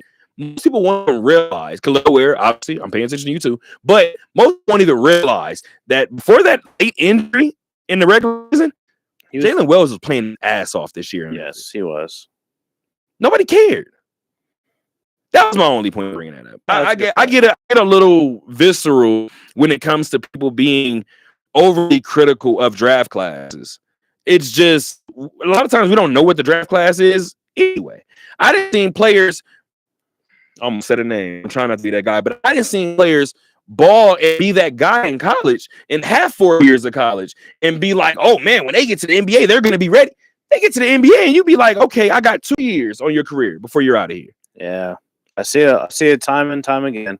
It's sad. That's one of the things I loved about watching the summer league. Yeah. Before I moved out here, when I was in high school, I used to love watching the summer league because it gave me a chance to see all the guys who I loved watching in college who didn't really make it in the league yet. They had their opportunity to come back. Absolutely. 9 times out of 10, that was like the one time you saw them again, and then you didn't see them again until next year. Yeah. But every once in a while, somebody would rise up and be able to get invited to camp and make a spot on the roster. And keep in mind, too, there was a guy 2 years ago. I'm looking at Kenneth Faried play. I'm talking to him like, why are you here at the summer league? And he's like, you got to understand, bro. Like, it's bigger than just the league. Mm-hmm. Like he did. There may be 6 guys at this year's summer league who weren't drafted, who are going to stand out, who are going to get roster invites. Mm-hmm. The rest of us are fighting for spots in Istanbul, right? Rome, exactly. So Kenneth Faried came back and was like, "Hey, dog, this is a little audition tape for them, for anybody." I played in the league. Mm-hmm. I'm not really looking to get back. Yeah, but everybody's eyes is here this summer. Yep. No, so to touch on that, Talk to me. I just wanted so some of the guys that I had because I want to pull up the draft as well. Yeah. So I really like the Oso Igabaro. Okay. He went to Marquette. He's on the Suns, right? Yeah. Yep, he's on the Suns. I thought he had his, like, I felt like he did solid for the minutes he got. Right. The Nick Richards trade, I would assume, changed that because he plays center too. I think. Yeah. Nick Richards is a move to make. Affected that for sure. I'm still. You know what sucks is I think he got injured really late in the regular season. But KJ Simpson, Yeah. I'm curious to see. The problem is I don't trust anybody in Charlotte. That's tough, and That's just Charlotte reminds me of what Orlando was a couple of years ago. When Orlando drafting Cole Anthony, I was like, right. And then they went and drafted Anthony Black the year after, and I said, blow it up. Right. Just get rid of everybody because I don't know what you guys are doing. Yeah. And then you see what they've been able to do. Yeah. I have less faith in Charlotte that they can do it, but they continue to, it appears, to draft the same guy year after year. Year after year. I agree. I mean, I wish Melo could stay healthy. I really also think Brandon that Melo Miller would stay healthy. Brandon Miller too. Well, respectfully to Melo, I also think I be trying not to like call these players out and make it seem like I'm saying that they don't want to play. But I also think if Melo has something to play for, it would be easier to play through certain injuries. I've been around athletes. We'll say this because they will tell you themselves. They'll tell you anonymously. But I've been around athletes, and they'll tell you, yeah, I'll play through this and that, a sprained ankle, a bruised rib, a punctured lung, and the games are important. A division round champion or divisional title is on the line. It's week 11, and we done lost 5 straight, and we 2-9. Yeah, I'm gonna. Oh, my back hurt. Mm-hmm. I believe that 100%. And I think that's a lot with Melo. A lot of it, respectfully, is Melo being in Charlotte and being who he is in Charlotte. Right. As I look at the camera again. Yeah, I don't feel like getting dressed to play Orlando tonight. I don't. Who went down? Toronto? Oh, I'm good. No, I mean, it's just the truth. I think he's at home like, bro, I don't want to do this. No, that's fair. Well, I mean, like I said, him, hopefully he can stay healthy. Brandon Miller, hopefully he can stay healthy as well. I'm a little biased here, but I think Adem Bona has real potential to be I like really, him a lot. to be really nice. I don't know if he gets to PT. That's with Philly, right? Or in general, or question. Philly needs to give him the PT. That's the weird thing. You know, that's what's unfortunate about that whole situation. Obviously it's tough to, but I really thought Kevin McCullough Jr. Could be someone who I still think he could be. That was one of the reasons why I was really upset with the Lakers was because they took Bronny and then McCullough Jr. Yeah, and McCullough Jr. He was a guy who was a potential Player of the Year candidate his last year in college. So I was like, yeah, Player of the Year candidate, and you have LeBron's son, and I was like, come on, guys, like, you know. But that was one reason. Yeah, I'm not mad at that take. Besides my entire take for everybody that talked Bronny, if you couldn't name the 3 picks after Bronny, I wanted you to shut up. And that was if you knew and that was who you wanted, I knew one guy. I didn't know the other two. Like another guy's a guy from Cameroon, and the other guy's a guy from Germany. Yep. Didn't know those 2 guys, but I knew one guy, and he was McCullough Jr. And he was like, I wanted that guy. Yeah, I was like, he's still on the board, and then I think the Suns were the team that they did took him. So, they were. But I mean, traded him over to. Like I said, man, if he could, like, I'll tell you what, 30-point G League games, a few 20-point games in the league, there's potential there. It's just crazy to me how. Obviously, it's a media narrative driven thing. ESPN, like, you know, couldn't stop talking about it. Still can't. It's really because they really wanted this whole like all the absolutely Nike's like let's get the Griffeys on the plane, get them there too. Like, we're talking about 2 completely different things. The Griffeys went back-to-back home runs in a game. Yeah. Like they're both Hall of Fame players. Yeah. LeBron and his son is different. It's not the same thing. We don't know that though. But like that's my point. No, but. I'm trying to say is like Griffey earned his way to be up there playing with his dad. Here's my only thing. This is what I'll say. and I said this when the draft happened, and then I'll tell you guys what my athletic news is, and we'll slowly start to round out. What I want to touch on is they get all his attention, and the crazy thing is, like, now the other son, now I think he's going to college this fall. Yeah, he's going to Arizona, and he's going to be better than Bronny. And no one's like, he wasn't McDonald's All-American. He wasn't. He's not getting the same attention. That's what not yet, at least. It was so. That's why it's gonna happen. So the league when that happens too. So I that's what I'm just saying. Like, I feel like here's my thing. One might be better than the other, and it's not the same attention. Here's my thing, and here's why it doesn't matter. I have been very vocal in terms of the way that, first of all, when Bronny got drafted, I said this, and I said that y'all heard me say it when it came to Giannis talking about the Nassus. Going back to what you guys just said, or what you said earlier, and we were talking about the company. Good point. If I have Anthony Edwards endorsement deal, his shoe endorsement deal for this company, my brother is not a part of this company. Guess who will have Adidas on? Brother. Guess who doesn't give a fuck how anybody else feels that my brother has Adidas on? I couldn't care less. Right. My parents are gonna have Adidas on. Yeah. I wish somebody would bring it up. I say that to say it goes back to what was said about J. Cole when the Hornets wanted to give him a training camp spot. Everybody was like, "Whoa!" I mean, people worked hard for this spot. People worked hard for this spot. People worked hard for this spot, and the spot was given to him. And the spot was given to him. Respectfully speaking, I've been very vocal in the sense of me building this company. I built it with the people that I know. There may be some other people out there more qualified people that I went to class with. Yeah. Not the point. There won't be this synergy on camera. Respectfully speaking. You want to know who doesn't care about how anybody else use it? To anybody else that felt like Bron was like, oh, this is nepotism, I came out the day after. I know Bron won't say it because he has business deals. Right. This is 100% nepotism. And it should be. It's just the way it is. Yeah. I can see if he never balled before. We've seen Bronny play. No, we see people in the NBA that are Bronny size. I can see if Bronny is 4'11" and had never dribbled a basketball. Right. The kid played. Yeah. And the kid got there and he had moments. He did. And that's what I was telling people. That's why I really think everybody got to back off now. Yeah. No, that's why, and that's what I told people. I'm like, man, well, it is what it is. And I'm upset. My team, like, we became a professional babies, like, play care center or whatever you want to call it. But all I tell people was like, well, because I just gotta hope that it proves me wrong. I told people this before. I've been wrong before, and I'm not afraid to admit when I am wrong or been wrong. So when he started putting and if you're a fan of a team, nobody wants to be more wrong than the fan of the team. Like, when I realized Eddie Lacy was gaining weight, I didn't want to bring up the fact that Eddie Lacy was gaining weight, but I saw what was happening. Yeah. It's like, bro, nobody wants Eddie Lacy to lose weight more than me. Damn, I see what I see. Yeah. Nobody wants Mike McCarthy to be more competent than me. It happens. It is what it is. No one's Aaron Rodgers to make the game harder than it has to be than me.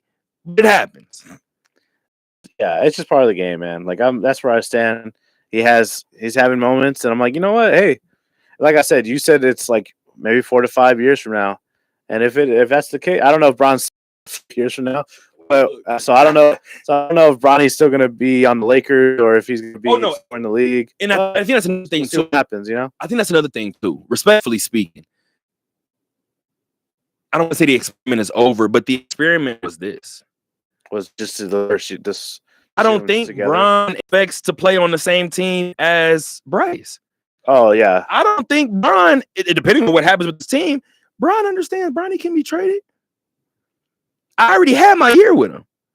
I don't think Bron is going to be like, well, he's the untouchable on his team. I don't think it's that. I think Bron is, it could be. It could be. So. But I'm just saying that I don't think Bron is beyond it's beyond Bron's basketball capacity to understand that Bronny could be traded. We got a winner. We got a winner in the draft lottery. Who do we have in terms of the draft lottery? You want me to tell you who won? Well, first of all, let me tell you guys who what the likelihood was, the highest chances were. The top 3 highest chances had 2.1%, and it was Utah, Washington, and Charlotte. And I just got the notification. So Isaiah, who has the number 1? The Dallas Mavericks. That's correct. None of those top 3 teams. None of those top 3 teams you mentioned. Reference. That's wild. Dallas had the 11th best odds to land the number 1 overall pick. Dallas had a 1.8% chance to land the top overall pick. I just want to highlight one thing and one thing only. And as much as I love this league, I don't want to ever hear this. This is what I'm gonna say. You know what? Because I had to remember what I told Anthony Edwards. Let me back off it. Here's what I'll say. All right. Yeah. The death of the draft lottery starts now. Because going back to Cleveland getting Bron and it kind of looking a little muddy. Mm-hmm. The New Orleans Pelicans getting Zion after some other teams had higher chances as well. Mm-hmm. This is gonna be the one that makes everybody realize that the draft lottery is a farce.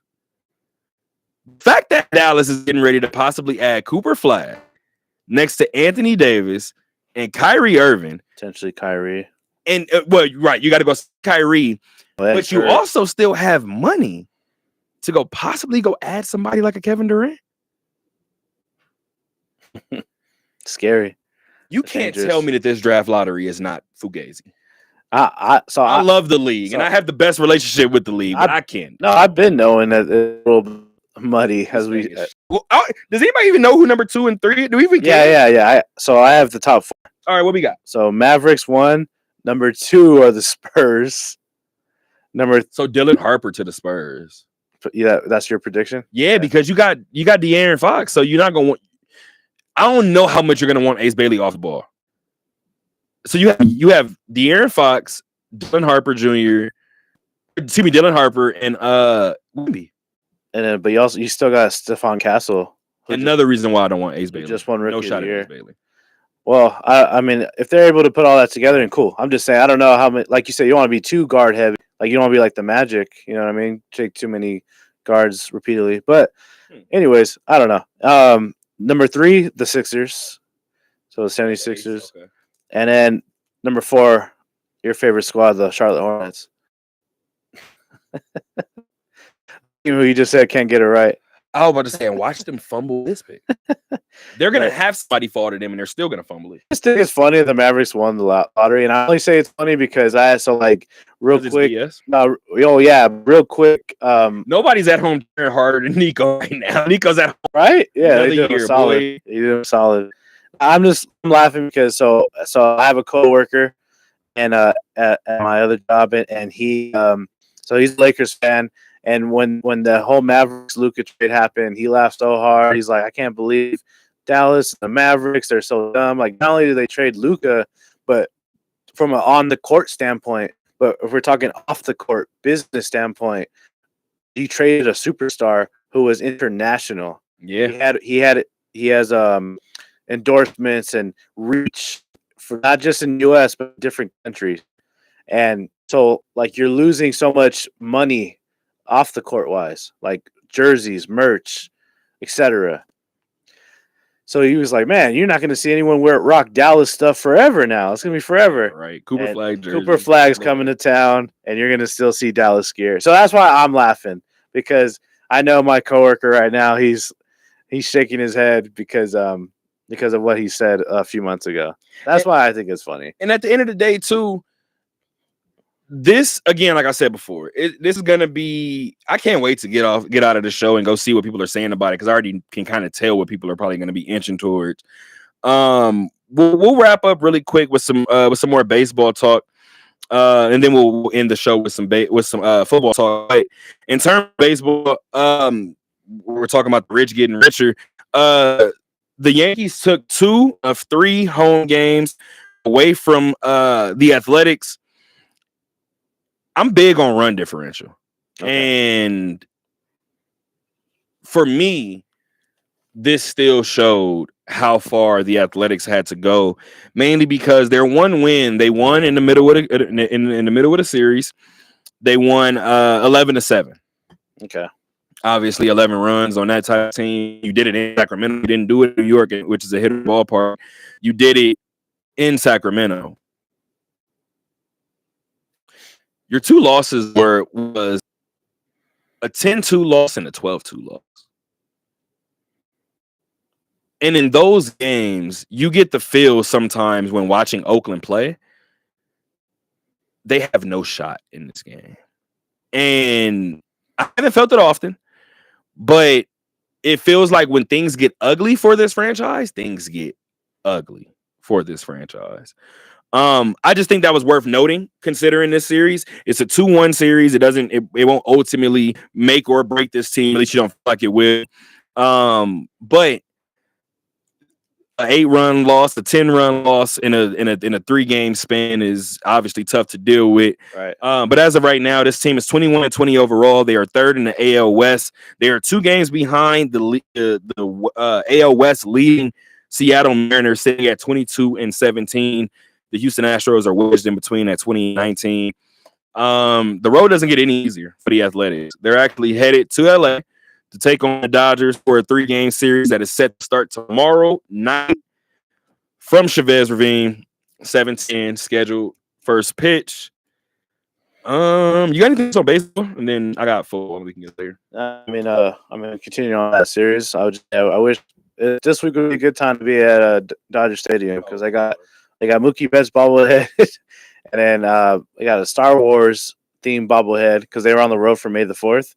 So it'll be the 14th. They have like a Star Wars Death Star bobblehead thing, and then just because I'm Mexican, it's Mexican Independence. Sorry, not Mexican like appreciation day. So they're having like Lucha Libre Mexican themed Dodger jerseys as a giveaway. So this week is one of those weeks where I wish I could be back and maybe get one of those 3 giveaways. Preferably, I'll take the jersey. But yeah, pretty cool. I just had the conversation with my dad actually about the bobblehead. Okay. And I'm pissed because y'all both brought up the bobblehead that I didn't want. The Mookie one, ironically enough, Star Wars one, or which one? Ironically enough, I brought this up to my dad, and I was like, "Hey, I might need to send you to the May 19th game." And he was like, "Why?" And I was like, "They're giving away Vin Scully bobblehead." Oh, okay. And my dad was like, well, that they have Mookie's bobblehead, that they're doing. And he mentioned Shohei's 50-50 bobblehead. Yeah. I said, here's the deal, Dad, respectfully. I said, Mookie is one of the greatest players of our generation. Yes. Mookie's going to have another bobblehead night and perhaps a better bobblehead night. I think Shohei might have another 50-50 season. Ooh. The next 3 or 4 seasons. Shohei's different. You think so? You think he's able to do it despite possibly being pitching? And well, I also don't think he's going to pitch this year. Oh, and if he does pitch this year, it won't be till later in the year. Okay. The crazy part is, I won't say sad. The crazy part is about him. He can have 25 and 25 at the All-Star break. So that's the only thing. Right. Like, he got 25 and 30 at the All-Star break. We wouldn't know. So I think he may also have more bobbleheads in that vein where we can probably get. I don't know how many more bobbleheads Vin is going to get. You really? You don't think Vin is going to? He'll get another one, but how often? Mookie's going to be on your team. Shohei's going to be on your team. He'll get you at least. Vin's going to get at least one every year. I know. You know? I know. Vin Scully will get at least one every year. Now I'm about to actually argue with you. I don't think he gets a bobblehead every year. I do think we get a Vin Scully promotion every year. Because there's going to be Vin jerseys. There's going to be Vin towels. Oh, okay. You're talking bobblehead specifically. I'm talking bobblehead specifically. Okay. See, I can understand that then. But yeah, you're right. You're going to get. Well, I don't know. I mean, because certain people, multiple promotions, bobbleheads. It could be like so. I'll stand by that. I think Vin will at least get one bobblehead per season. I mean, I need one, whatever it is. I don't know if you have seen the image for this year's one. No, So haven't even seen it. Okay, what do you want? I want it bad. So it's one of him of how he looked back in the day. Oh, so it's a young Vin, like Young red Vin. redhead Vin Scully. He's wearing a suit. He's wearing a suit, and he's just like honestly, it's just him wearing a suit. I want it Because like I was talking to a coworker, as a Dodgers fan, he wanted Vin Scully, but then when he saw what it looked like, he kind of wanted one that looked a little different. Okay. Like maybe with him, like him in the booth, like background or something. So he's going to the Will Smith Last Out bobblehead day instead. That was the other one my dad and I talked about. The Will Smith Last Out is another one. That's probably a really good one to get. But again, like you just kind of said before, the A's are in town. Right. For 3 games beginning on Tuesday. That series wraps up on Thursday. I think after that series with the Dodgers, they go straight to play against the Angels too. I could be wrong. You're probably right. I think they're doing game against the Dodgers, and then they're going to Anaheim. I only have capacity for like 3 series at a time, and the Aviators usually takes a week of my time. There's one stop before that. Okay, never mind. Okay, but it is a full California swing. They're going Dodgers, Giants, Angels, and they're staying in California because after that they're welcome in the Phillies for 3. So whole California swing. They're in California for what is that? 4 weeks? Well, that's awesome. That's nice. That's got to be great for them, right? Yeah. Got to feel good. Speaking of feeling good, I'll tell you that 3 straight wins for Vegas Nighthawks feels good. Finally got their offensive explosion that they were waiting for. They scored 55 points against San Antonio this past weekend. Antonio Winbush scored a career high 4 touchdowns on the ground for Vegas. He also had 110 rushing yards. Jerome Johnson back starting for Vegas, 212 all-purpose yards, 4 total touchdowns, 2 through the air, 2 on the ground. As I mentioned before, Vegas opened this year with 2 losses in their first 3 games, and now they have reeled off 3 straight wins. I'm watching this team. That's great to hear. Yeah, I'm watching this team appear to finally have that swagger on and off the field. It didn't feel like it was there early. Granted, and I will admit, I haven't been to a game physically yet. Markel Collins, shout out to Markel Collins, who covers the Nighthawks. I'm trying to make sure I get this timestamp down. Who covers the Nighthawks, but I've only talked to Mike, obviously, right? See the games, things of that nature. I haven't actually been in the building for a home game, but it appears that this team, I'm interested to see what they look like heading into next week, because it appears that this is playing looser. It appears that this team has finally found their edge. I actually asked Mike Davis a question because this team had 15 days off after week 3. And I asked Mike, I was like, hey, so you're 3 games in, you can't erase those. You can't go back. But you get your bye week now, which might be a blessing that happened earlier in the year. I had the question of how much do you try to erase the first 3 games? And our season starts April 26th. And he was like, we have to. Like at this point, even in the win, we didn't look right. Like our first 3 games, we didn't even look like ourselves, even in the game we won. He was like, so we're going to swap some guys out. We're going to bring some new guys in. And we're going to just kind of go back to the drawing board. Since that conversation, this team hasn't lost. So Mike Davis apparently figured something out with this team. As of right now, his Nighthawks are tied for 2nd in the West Bay Area with a 4-2 overall record. And of course, the defending IFL national champion Arizona Rattlers are 5-1, leading the West. And that's actually what's next for Vegas. Vegas goes to Arizona. Huge game this Saturday. 6 p.m. It's the first of back-to-back road games for Vegas. I'm all over this one. I'm not even gonna lie to you. Yeah, well, I just want to piggyback on that. Talk to me. So last time I was in here, we were talking about how unusual their schedule was. Weird as hell. 2-week gap in between games. A lot. I think if I remember correctly, there was a lot of road games in the beginning, and then they had to kind of go through some of those 2 things: the road games, but also gaps in their schedule. Yep. And then if they could get past that, swing things around, have a heavy home slate towards the end. Like you said, it looked like they made some of the adjustments needed to be made, and they came back on the other side of those early buys. Yeah. And yeah, like you said, 3 games in a row, looking good. I guess a real what's the word I'm looking for? Like litmus test, playing against the defending champs. Absolutely. You have no. I mean, again, the funny thing is, you're playing.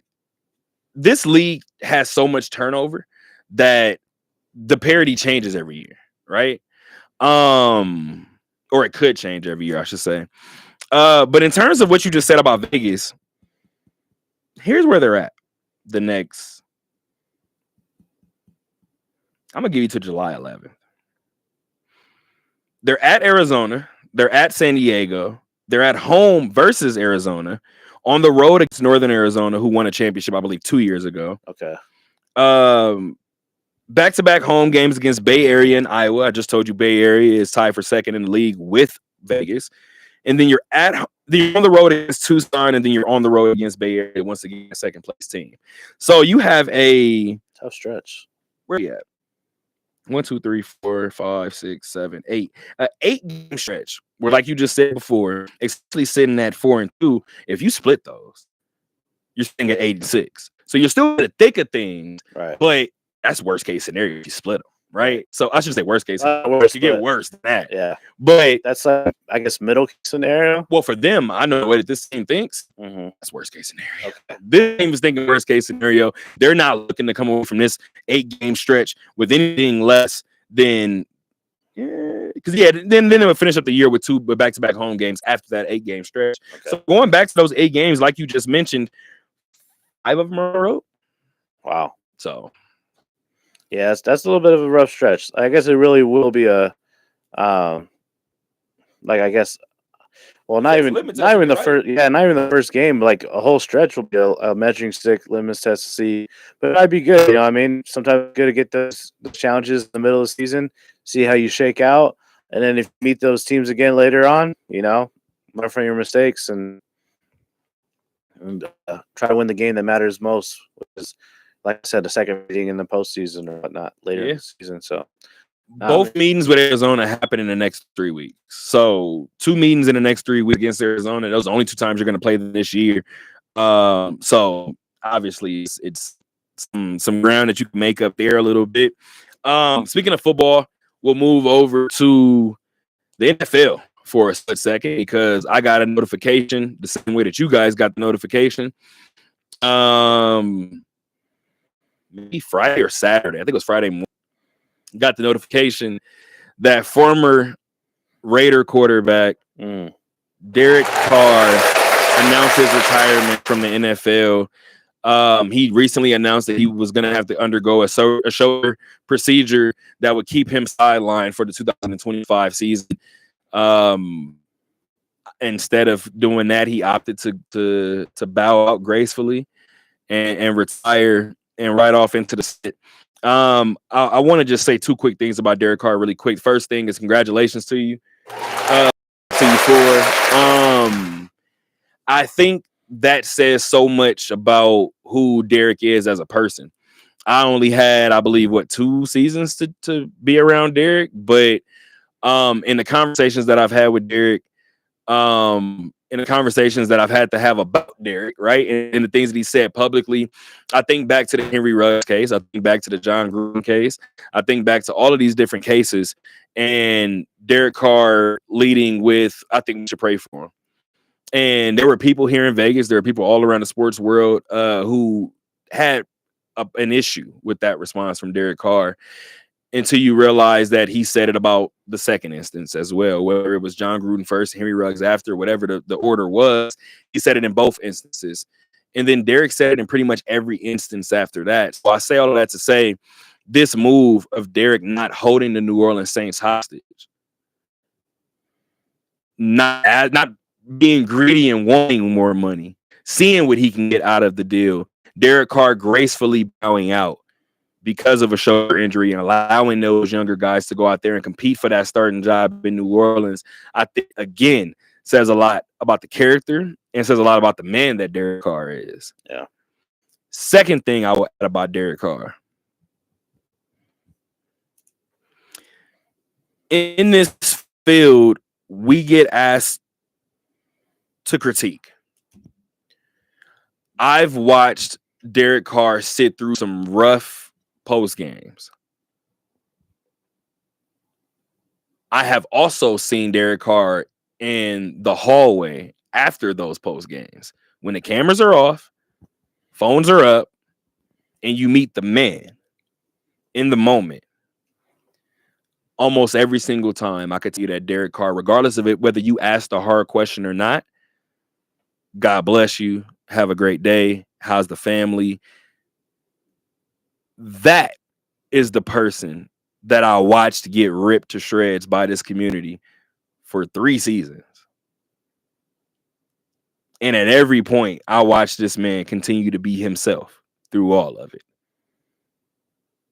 Derek, you forever got a fan in me, man. Congratulations on retirement. Not sure when we'll see you back in Vegas, but I am definitely. Let's do it. I'm real jealous.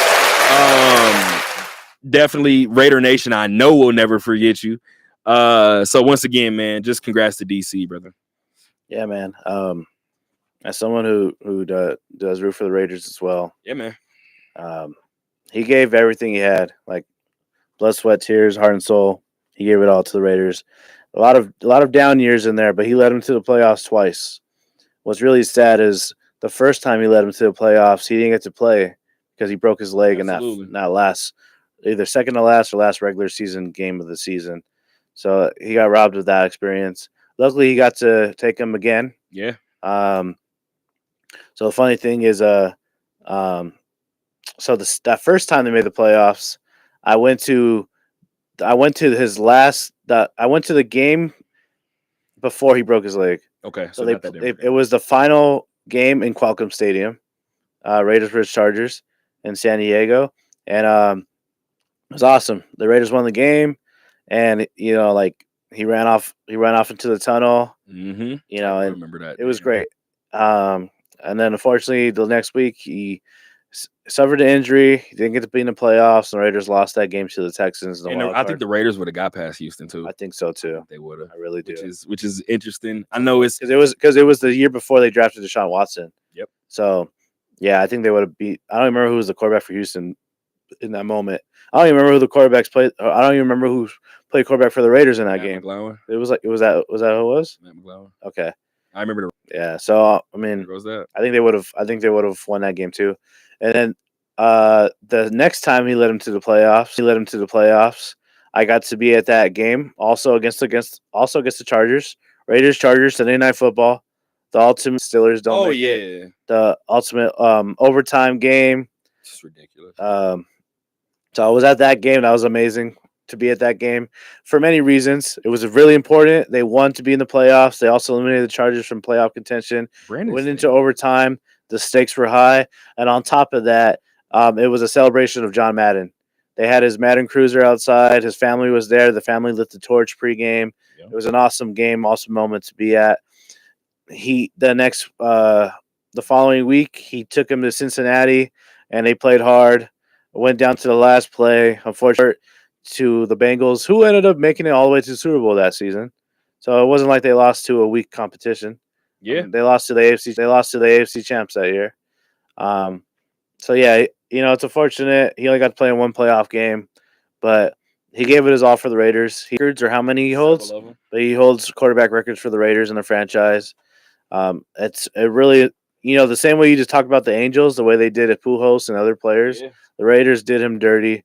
Our mission was not great, but at least he went somewhere where he got to play for another year or two in New Orleans. And it wasn't the best year, but it was a year for sure. Yeah. And again, like I said before, we could see kind of the writing on the wall a little bit with Derek Schroeder last year in New Orleans. And like I said before, for him to gracefully bow out rather than kind of stick through it, he's says a lot. He's always been a great character.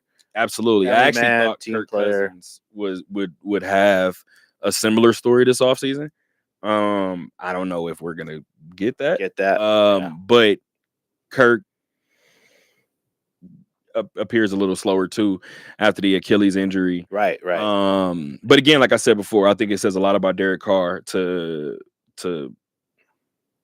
willingly put the football down as opposed to having somebody kind of come and snap. I just want to say thank you, Derek, for doing what doing what you did for Raider Nation. Yeah, I mean, like almost a decade worth of memories. Like I said, get everything to the organization, the team, and the fan base. Hopefully you rehab from your injury, and always appreciate Derek for that for sure. And yeah, congrats on retirement. Hopefully you rehab from your injury. Maybe you'll be on TV too, like your brother. I don't know. I'm almost positive he will. From hearing Derek talk and knowing the way he talks about ball. Yeah, I already thought about it this morning. I anticipate seeing Derek. Maybe along these streets. We'll see what happens. My dad said I wanted Derek talking, knowing the way he talks about ball. Yeah. I already thought about it this morning. I anticipate seeing Derek maybe along these streets. We'll see what happens. My dad said I wanted we're only to later discover that player is in fact alive. Oh. This just goes to show that people don't get this is hilarious. This just goes to show, please get your fact checking done before making a public announcement. But know all too well, and you guys do a fine job of. Appreciate you for that. The funny thing is, this is not the first time a former football player has been paid tribute to, despite not having passed away. In 2009, non-league side Bishop Auckland held a minute-long silence to honor former captain Tommy Farrer. The club only later discovered their error when Chairman Terry Jackson called Farrer's wife, Gladys. When calling to offer his condolences, he was ultimately told, and I quote, "He will be back in a moment. He only popped out to get the paper. Get your facts straight. Dang. No body, no crime." Wow. Yeah, I don't really know how you could mess that one up. Boy. Yeah. When you said that, because it reminded me literally like a week or two ago. So I love NBA TNT Crew. Mm-hmm. I watch them religiously. Yeah. That happened a few weeks ago. I don't know if you I don't remember who the player was, but it was a former player. His name got brought up, and Charles goes, "Oh man, what a guy! I wonder if he's alive." Or I wonder if he's he just said he's like, I wonder, do you think he's dead? And Ernie and Kenny told him, Chuck, what are you doing asking that? That's kind of unethical to ask that on live TV. Like maybe you could have asked off the air, but he asked in the moment, and then Shaq just butted in and goes, "No, he died. He passed away. He's not with us." He goes, "Oh man, for real? All right, well, R.I.P. him." And we're So, anyways, the next day, they have their show, and they come back from their segment from the commercial break, mm-hmm. and Ernie has to do the serious. Yesterday we announced that so and so had passed away. It turns out we were wrong. He is alive, and we apologize to him and his family respectfully. And then they awkwardly go back off the air to commercial break. And I make the apology. Yeah, I do the apology. But it was no just choice. So it just reminded me of that moment. Like different circumstance, they just off the air, right off the off top of their head in the moment on the air. They mentioned that, they said that. That's a little different than a whole team doing a whole prepared situation for a guy. Like when you definitely could have the time to put the facts in. And the problem is you called the wife after you held the moment of silence. Yeah, that's backwards a little bit, right? Whatever. I don't make the rules, guys. Oh man. But until next time, gang. Just be crazy. Time, gang. Just be crazy.